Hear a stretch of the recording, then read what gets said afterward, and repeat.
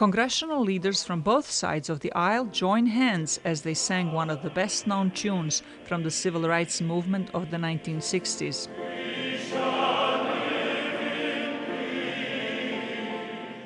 King's daughter Bernice, who heads the King Center based in Atlanta, and her two brothers, Martin Luther King III and Dexter Scott King, watched as the medal was handed to Lonnie Bunch, the director of the Smithsonian National Museum of African American History and Culture.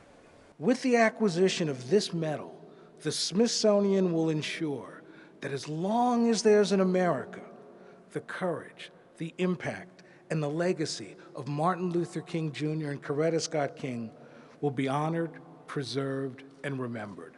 Thank you very much. Senate Minority Leader Mitch McConnell called racial intolerance in the United States the cancer of injustice that was allowed to metastasize for nearly a century after the end of the Civil War. A pastor with a booming voice and a potent message helped change all of that.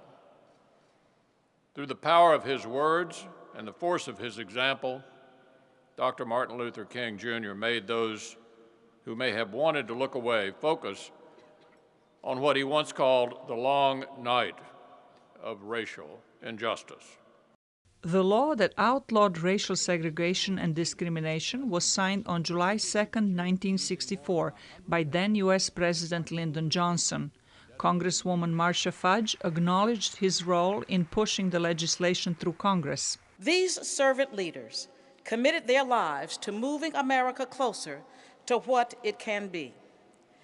Due to the work of Dr. King and President Johnson, I am able to stand here today as the third African American and second woman to represent the 11th District of Ohio.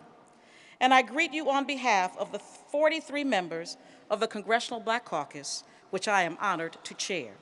Senate Majority Leader Harry Reid emphasized that the battle against racism in America was not fought only in the nation's capital. The battle for civil rights was fought on bus rides through South Carolina, Mississippi, and even on the Edmund Pettus Bridge in Selma, Alabama. Events honoring the 50th anniversary of the Civil Rights Act, including exhibits, lectures, concerts, and commemorations of historic dates leading up to the signing of the legislation, are taking place nationwide this year. Zlatica Hoke, VOA News, Washington.